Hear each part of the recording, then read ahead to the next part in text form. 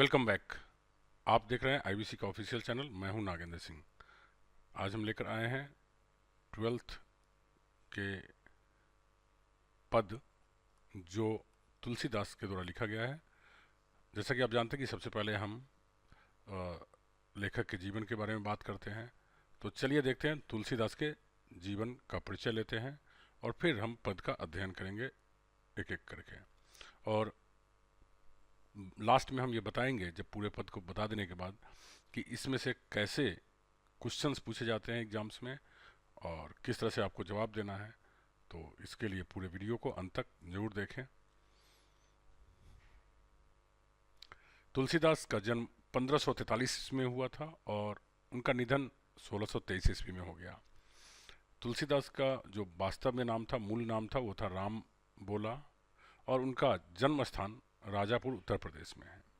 उनके माता पिता थे हुलसी एवं आत्मा राम दुबे। उनकी पत्नी का नाम था रत्नावली। रत्नावली के नाम से भी कई पुस्तक है। आप इस अध्याय के लिए आपके लिए जानना जरूरी है कि रत्नावली तुलसीदास की वाइफ थी और रत्नावली का बहुत बड़ी भूमिका रही है तुलसीदास के जीवन में बदलाव का। इससे संबंधित एक कहानी है कि रत्नावली एक बार अपने मैके जाती है और तुलसीदास अपनी पत्नी के प्रेम में इतनी आसक्त होते हैं कि वो इन प्रकारेण बहुत सारे परेशानियों को, बारिश झेल करके, नदियों का पार करके रात को पहुंच जाते हैं अपनी पत्नी के पास। इस तरह की स्थिति में तुलसीदास को अपने घर पे पाकर रत्नावली फटकार लगाती है और कहती है कि जितना प्रेम आप मुझसे करते हैं, अगर उतना ही प्रेम आप भगवान श्री राम से करें, भगवान से करें, तो आपको मोक्ष की प्राप्ति हो जाएगी। तुलसीदास की पत्नी की यह बात तुलसीदास को चुभ गई और वो तभी से अपने रास्ता को बदल लिए और वो राम भक्त बन गए। राम भक्ति में इतने लीन हुए कि इन्होंने अपना घर द्वार छोड़ करके काशी चले गए और फिर वहाँ पे वेद का, पुराण का, सबका बहुत अध्ययन, 15 वर्षों तक अध्ययन किया और उन्होंने बहुत सारी पुस्तकें लिखी, जिसमें से रामचरितमानस पूरे भारत ही नहीं पूरे विश्व में प्रसिद्ध है। तो ये रत्नावली से लेकर के कहानी है जो आपको जानना चाहिए था। इनके दीक्षा गुरु नरसिंह दास थे, जबकि शिक्षा गुरु शेष सनातन काशी के विद्वान। चूँकि ये क्या हुआ कि बाद में राजापुर से चले गए ये काशी और वहाँ पे जाकर इन्होंने चारों वेद का अध्ययन किया, इतिहास का अध्ययन किया, पुराण का किया, स्मृतियाँ का किया, काव्य का, और वहाँ तक 15 वर्षों तक इन्होंने अपने जीवन का लगा दिया अध्ययन करने में। और बाद में वहीं पे जाकर के वहाँ के अस्थायी निवासी बन गए काशी बनारस के। ये अपने जीवन काल में बहुत सारी यात्राएं किए, शुक्रखेत, अवध, चित्रकूट, प्रयाग, मथुरा, वृंदावन, कुरुक्षेत्र, हरिद्वार इत्यादि जगहों पे ये यात्राएं किए। इनकी कृतियाँ बहुत सारी हैं, जिनमें से कुछ का नाम मैं लेता हूँ। रामलला नहछू, वैराग्य, संदीपनी, बरवय रामायण, पर्वती मंगल, आपकी मंगल, दोहावली, गीतावली, विनय पत्रिका इत्यादि। आज आप जो पढ़ने वाले हैं पद, आपके 12th क्लास में जो पद दिया गया है पढ़ने के लिए, वो विनय पत्रिका से ही लिया गया है। तो हम आगे देखेंगे। तुलसीदास हिंदी के मध्यकालीन भक्ति काव्य के सगुन भक्ति धारा के राम भक्ति शाखा के प्रधान कवि हैं। सगुन से क्या समझते हैं? सगुन का मतलब होता है, देखो, दो तरह की भक्ति है, एक सगुन और दूसरा निर्गुण। सगुन का मतलब होता है जिसमें मूर्ति की पूजा की जाती है, मूर्ति को सामने रख करके तब भगवान का ध्यान लगाया जाता है। और निर्गुण में भगवान को निराकार माना जाता है, भगवान का कोई रूपरेखा आकार नहीं माना जाता है, और उस तरह से अगर भगवान की भक्ति की जाती है तो वो कहलाता है निर्गुण। तो तुलसीदास जी सगुन भक्ति धारा के कवि थे। रामचरितमानस हिंदी के श्रेष्ठतम प्रबंधात्मक कृति है। आपको मालूम है कि रामायण, एक तो हमारे पास वाल्मीकि रामायण उपलब्ध है, दूसरी रामचरितमानस उपलब्ध है।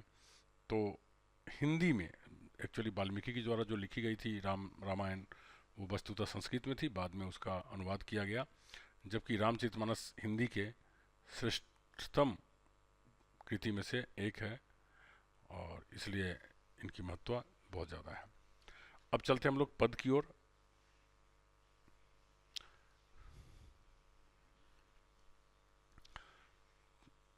कब हुक अम्ब अवसर पाई, मरियो सुधी धाइबी कछु करुण कथा चलाई। यह जो पंक्ति है, ये पंक्तियां विनय पत्रिका के सीता स्तुति खंड से ली गई है। सीता स्तुति खंड में क्या है ये समझिए। एक्चुअली सूरदास भगवान श्री राम से कुछ कहने के लिए पहले सीता मैया से स्तुति करते हैं, सीता मैया से विनती करते हैं कि भाई मेरी पैरवी कुछ करवा दो भगवान तक, ताकि मेरा भी उद्धार हो जाए। तो विनय पत्रिका में संकलित सीता स्तुति से लिया गया पद को हम लोग पढ़ रहे हैं। कहते हैं कबहुक अम्ब अवसर पाई, मरियो सुधी धाई भी कछु करुण कथा चलाई। तुलसीदास जी कहते हैं सीता जी को माँ माँ कहकर संबोधित करते हैं और कहते हैं कि हे माँ, कि कभी कोई उचित अवसर मिले, कोई ऐसा समय निकालिए, कोई अवसर निकालिए, और जब अवसर मिले तो मार्मिक तरीके से, बड़ी कारुणिक तरीके से कोई प्रसंग उठा करके, कोई बात उठा करके और उसमें मेरी चर्चा कर दीजिए, प्रभु को मेरी याद दिला दीजिए।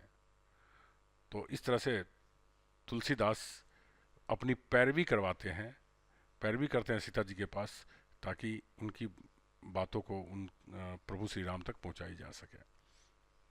तो इससे आपके एक ऑब्जेक्टिव क्वेश्चन बनते हैं कि विनय पत्रिका, ये क्वेश्चन बन सकता है कि आपके जो पाठ्य में पद दिया गया है तुलसीदास का, ये किस पुस्तक से लिया गया है? तो विनय पत्रिका से लिया गया है। उसके किस खंड से लिया गया है? तो सीता स्तुति से लिया गया है। तो इन्हीं सबसे ऑब्जेक्टिव क्वेश्चंस भी मिल जाएंगे आपको। आगे कहते हैं दीन सब अंगहीन, छीन मलिन अघी अघाई, नाम लय भरय उदर एक प्रभु दास कहाई। आगे तुलसीदास जी कहते हैं हे माँ, प्रभु से कहना कि आपकी दासी का दास, दासी का दास से मतलब हुआ सीता जी तो खुद प्रभु के दास हैं और सीता जी के दास हो गए तुलसीदास। तो कहते हैं आपकी दासी के दास बहुत दीन दशा में हैं, बहुत बुरा हाल हो चुका है उनका, उनके अंग अब काम नहीं कर रहे हैं, बहुत कमज़ोर हो गया है, अब स्वच्छ भी नहीं है, और अघी अघाई, अघाई मतलब पूर्णतः पाप में लिप्त है। बस आपका नाम स्मरण करके, आपका नाम लेकर के किसी तरह से अपना जीवन चला रहे हैं। तो अब सीता जी से निवेदन करते हैं तुलसीदास जी कि तुलसीदास की जो वस्तु स्थिति है, जो काफ़ी खराब स्थिति है, दुर्बल स्थिति है, उसकी व्याख्या सीता जी राम जी के पास करें ताकि तुलसीदास जी का कल्याण हो सके। बुझिहें सो है कौन, कहीं भी नाम दशा जनाई, सुनत राम कृपालु के मेरी बिगाड़ियों बनी जाई। आगे तुलसीदास जी कहते हैं हे माँ सीता, जब आप मेरी चर्चा करोगे तो प्रभु पूछेंगे कि तुम किसकी बात कर रहे हो, आप किसकी बात कर रहे हो? तो आप उनसे, मतलब आप प्रभु श्री राम से मेरी दशा का वर्णन कर देना। बस मेरी दशा का वर्णन करने से ही मेरे सारे बिगड़े काम बन जाएंगे, प्रभु को सब पता चल जाएगा और मेरे सारे बिगड़े काम बन जाएंगे। तो आपसे विनती है माँ सीते कि आप हमारी दशा को प्रभु तक पहुँचा दे और प्रभु को याद दिलाए कि उनका दास बहुत ही कष्टमय जीवन में है। जानकी जग जननी जनकी किए बचल सहाई, तरय तुलसीदास भवतव नाथ गुनगुन गाई। जानकी बोलते हैं सीता मैया को, जग जननी तुलसीदास कहते हैं हे जानकी, हे सीता माँ, आप तो पूरे जगत की जननी है, पूरे जगत की माँ है। आपने तो पूरे संसार का कल्याण की है, आप तो पूरे संसार पे कृपा बरसाती है। आप थोड़ी सी अगर मेरी, मतलब तुलसीदास की थोड़ी सी आप सहायता कर देंगे तो इसी से तुलसीदास का कल्याण हो जाएगा, इसी से मेरी कल्याण हो जाएगा और मैं इसके लिए आपके नाथ का गुणगान करता रहूँगा।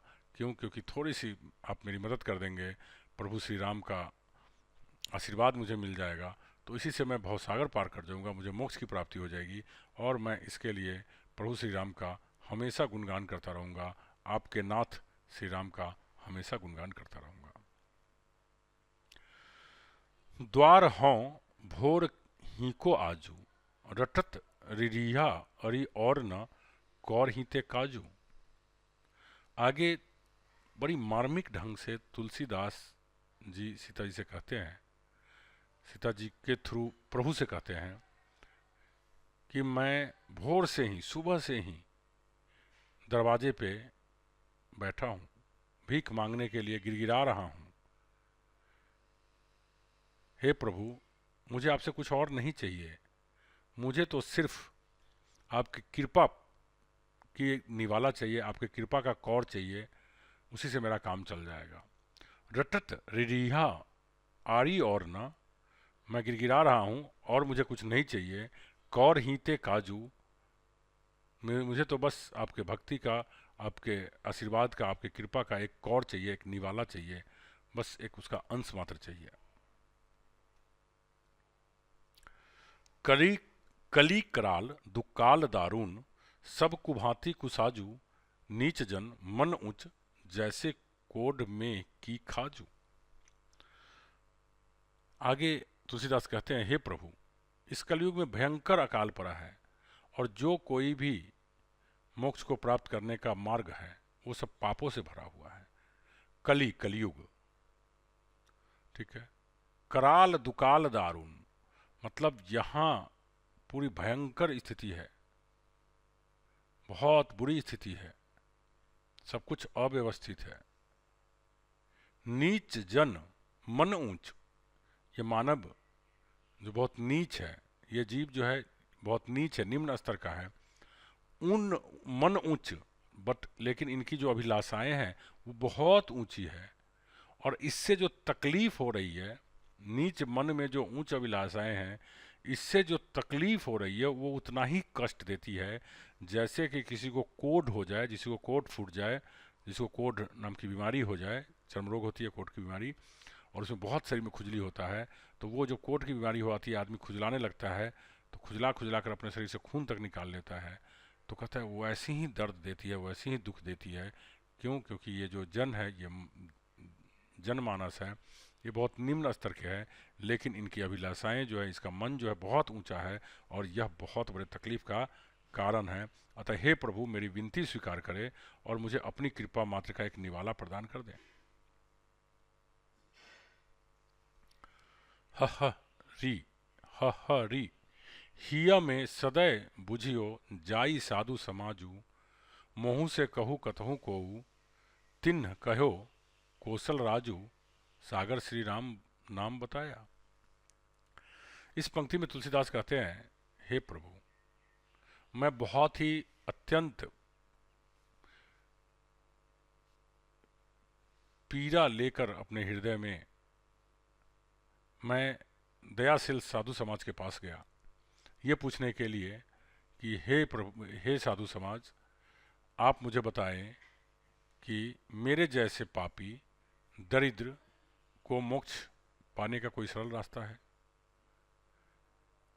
मोहू से कहूं कतहूं कोई, मेरे जैसे पापी, मेरे जैसे नीच व्यक्ति को क्या कोई रास्ता है मोक्ष पाने का? तिन्न कहो कौशल राजू, सागर श्री राम नाम बताया। तो वे साधु समाज ने हमें आप ही का नाम बताया कि आप उन्हीं के पास जाओ, वही उद्धार कर सकते हैं, वही कल्याण कर सकते हैं।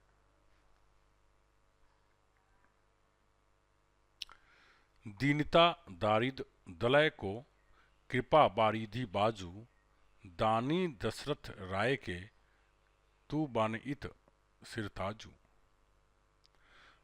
आगे तुलसीदास जी कहते हैं कि अपनी दीनहीन अवस्था का वर्णन करते हुए कि हे कृपा सिंधु,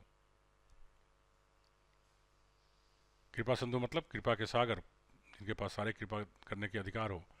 हे कृपा के सागर, आपके अलावा इस दुनिया में ऐसा कौन है जो मेरी दीनता दरिद्रता को दूर कर सकता है। दीनता दरिद्रता दलें को, मेरी दीनता दरिद्रता को लेने वाले, हरने वाले आपके अलावा कौन है इस दुनिया में। हे कृपा सिंधु, दानी दशरथ राय के तू बनित सिरताजू। हे दशरथ पुत्र श्री राम, आपके जितना बड़ा दानी कोई नहीं है, इसलिए केवल आप ही हैं जिनसे मेरा काम बन सकता है। अतः आपसे निवेदन है कि आप मुझ पर कृपा करें, कृपा रूपी एक निवाला मुझे दे। जन्म को भूखो भिखारी हो, गरीब निवाजू। पेट भरी तुलसी ही, जेवाई भक्ति सुधा सुनाजू। तुलसीदास आगे कहते हैं कि मैं तो बड़ी दिनहीन अवस्था में हूं। हे कृपा सिंधु, हे प्रभु, गरीबों के दुख को दूर करने वाले प्रभु, जन्म को भूखो भिखारी हूं, कि मैं तो जन्मों जन्मों से भूखा हूं, मैं जन्मों जन्मों से भिखारी हूं। पेट भरी तुलसी ही, जेवई भक्ति सुधा सुनाजू। लेकिन तुलसी का पेट केवल तभी भरेगा जब भक्ति रूपी अनाज खाने को मिलेगा। अर्थात तुलसीदास जी कहते हैं कि हे प्रभु, मैं तो जन्मों जन्मों का आपकी भक्ति का भूखा हूँ, आपकी कृपा का भूखा हूँ, आपकी कृपा के लिए मैं भिखारी हूँ। मेरी भूख, मेरी दरिद्रता तो केवल तभी मिटेगी जब आपके भक्ति से बने अनाज का प्रसाद मुझे मिलेगा, जब मुझे आपके भक्ति प्रदान किया जाएगा।